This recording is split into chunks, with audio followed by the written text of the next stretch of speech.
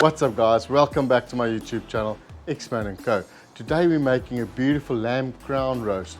It's going to be amazing. It's in the wood-fired pizza oven. You're going to love it. Stay tuned. Let me introduce you guys to all our ingredients. As always, you don't have to note it. It'll be down in the description for you guys to write it down later. We've got some potatoes here, baby potatoes, some thyme, rosemary, they're fresh out of the garden. Then we got some cayenne pepper, cumin powder, and quite a bit of garlic over there. We're going to use this garlic on the lamb and we're going to use it on the potatoes. It's going to be brilliant. Over here, let me guys tell you about this. This is our Xman Co Spice Lemon Pepper. It's quite a bit of zestiness in here. It's amazing. It'll be available for you guys in about 4 to 5 weeks. Just keep a tab on our socials. We'll leave it for you there. We'll have a launch date and we might even have a competition or two.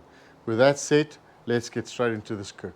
While we wait for the wood-fired pizza oven to get up to temp, we're going to start with our lamb rack. Now guys, normally if you just do a lamb rack, you'll have 6 bones around there. It's not always the full extended rack like this. If you want to do a proper lamb crown roast, then you want to go for 8 bones if you can. You can do it with the 6 bones, but the 8 bones is going to give you that nice round crown that we are after. So I want to share with you guys how we clean this if your butcher hasn't cleaned it yet. So let's dive straight into that. First of all guys, if you can have a look over here, this is a whole lamb rack that we've got here. Let me show you that side. That's what it normally comes like from the butcher. If you've got a very good butcher, you can ask him to cut between the bones here. Now sometimes you don't cut this far, you just cut slightly in. Obviously it depends how you want to cook it. Then if you turn the rack around, you'll see this is about 2.5 inches, about let's say 60 mils over there. If you can look there, that's where you want to cut it. And basically what you're going to do is just cut this fat cap off and all along the bone. That's how you remove this fat cap, and once it's done it'll look something like that. So let's go ahead and clean these bones. There's a few ways to do it. Some guys cut down between the bones, use a string around the bone and then pull it up. That's one way to do it. We're just going to do it the plain way. Be careful not to cut yourself, just go against that bone as you can see there, and then stop in time so that you don't go past your cut over here, your fat cap. Just going to carry on doing that nicely against the bone. We're not going to throw away the extra meat that we're cutting out here. We're definitely going to utilize that in a stew or something else a little bit later. Co says we might even do something for the doggies, and she's quite right. We might actually share this with them. Then what you also want to do is just, you could scrape the bones like that. Very straightforward. Just run your knife against the bone, basically the back of the bone or the front. You could also scrape it like this if you want. There's so many ways of doing this. So normally guys, if you're doing a lamb crown roast, you're looking at 25 minutes per pound. So basically that's for a medium. There's a few variables that's still definitely going to change things for you, and that is, if you can see over there, the deeper you cut it, the shorter the cooking time's going to become. At this roast that we've got here, we've cut it quite deep, so it might not take that long, because if you work it out, normally the bone's connected at the bottom here, and then you just cut the bone, because that's obviously the piece that you cannot cut with a knife once you want to cut up this roast. So a lot of guys would like to just break the bone and leave the meat part together. We've gone a little bit further today, but at the end of the day that's going to give you a very nice round crown roast. So let's get ready and spice these beautiful bad boys. What we're going to use is a little bit of olive oil. You don't have to use much, as it is a fatty cut of meat. Just need to get this guy open. Okay, so a little bit of olive oil, and then just rub it all over the meat. You just basically want to use this olive oil to be like a sticking agent for all the beautiful spices that we're going to introduce here today on these lamb racks that we've got here in front of us. For our spices today, we're going to use some cayenne pepper, cumin, some crushed garlic, some rosemary sprigs. Just going to break it up in there. There you go. Then we've got some thyme here. Also just going to break that up. There you go. You guys could also cut it with a knife, whatever works for you. We're just going to go with rough today.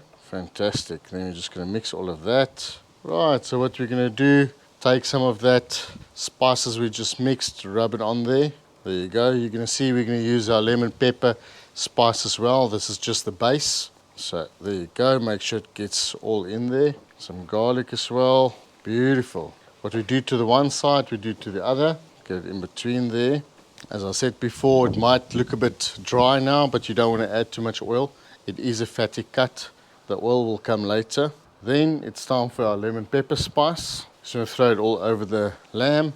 Now it's lemon pepper time. This is the star of the show today, actually, the lemon pepper. So we're going to infuse it quite a bit with this lemon pepper. On the other side, make sure it gets in there. If you cut the chops quite deep like we did, use the opportunity, get the spices in there.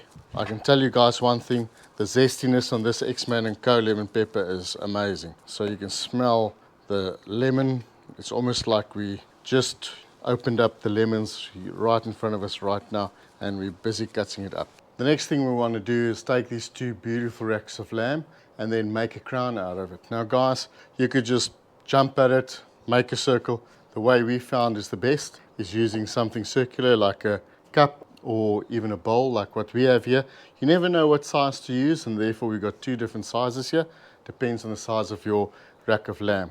Remember one thing, that your fat cap's going to face inwards. So let's go ahead and put our first one there. As you can see, that should work. So you want to try and make the circle as perfect round as you can. So, you know, play with it first, line it up, have a look at it. Other thing that you can do, we're going to use some string butcher's twine here today.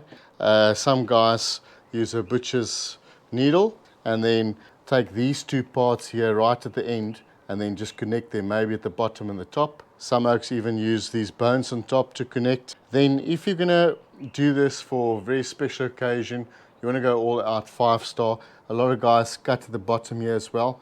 Just cut right through. As you can see, the bones on top here.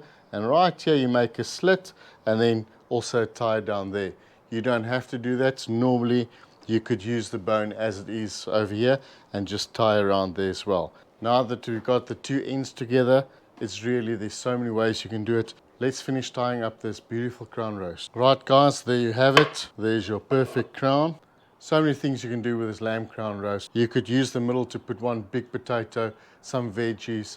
What we're going to use today is some baby potatoes infused with some garlic, some salt and pepper, and then some thyme. As you guys can see, I haven't removed the skin of the potatoes. Some of you that might know me, there's so much nutrition in there, we hardly take it off. We did wash it, however, you can do what you like at home.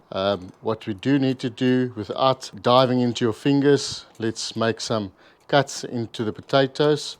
This is going to help it cook nice and evenly and also a little bit quicker. Guys, you know what? You don't have to be limited to salt and pepper, some thyme and garlic. You can really go crazy. You could really do whatever you like. And that's the beauty of cooking and doing outdoor cooking. You know what? We're in charge of our meals and we can really play and experiment and really enjoy it. So we're going to introduce a little bit of olive oil just to have a smearing agent. We're going to mix these baby potatoes to make sure they're nicely covered in olive oil. Once we're happy with that, then we're going to add our garlic. You can use a generous amount. End of the day, we want it to be really succulent and full of flavor. There's some thyme. Just going to break it off like that. There you go. You can decide how much. We're using a couple of sprigs here. It's all about the different flavors that we incorporate into this dish. And then once again, let's mix it properly. Ideally, you want to leave this in the fridge for maybe half an hour to really infuse. Lastly, we're going to add some salt and pepper. Give that the last mix. And guys, if you do have the time, let it rest in the fridge for 30 minutes.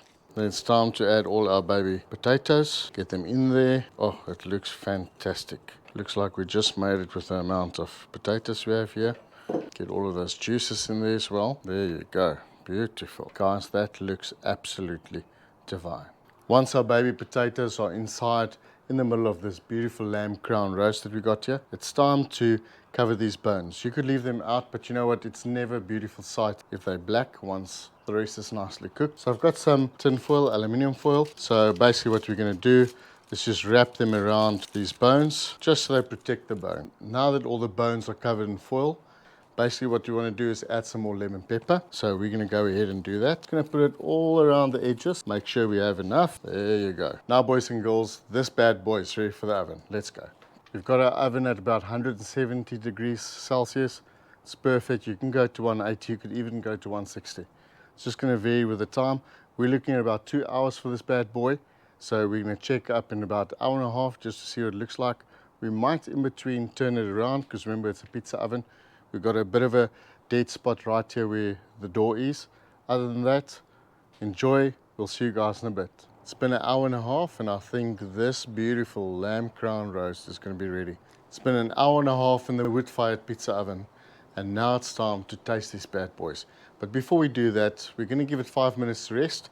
We're going to remove all the aluminium foil and then we're going to taste it.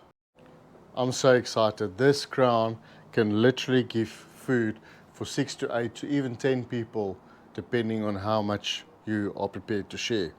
In our case, we're not prepared to share much. Just kidding. Right, it's time to dig in. Right, let's just cut anywhere. Go for that. There you go. You can see we are more to the well done side. Guys, have a look at that. Look at those juices. You see that? That's the crown right there. It's time to taste this bad boy. Let's do it.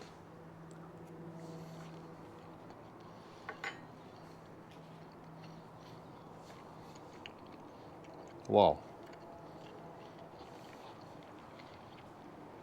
Believe it or not, the fat's actually crispy. Although the fat cap was inside, it's perfect. Some might actually enjoy it a little bit more rare, but guys, I tell you what, this is beautiful. Definitely a try. There's enough salt. It just worked out perfectly. Guys, you know the story. If you like what you're doing, like, share, subscribe. Enable those notifications so you get notified as soon as we upload a new video. Thanks for watching. We cannot do it without you. We'll see you on the next one. This is amazing.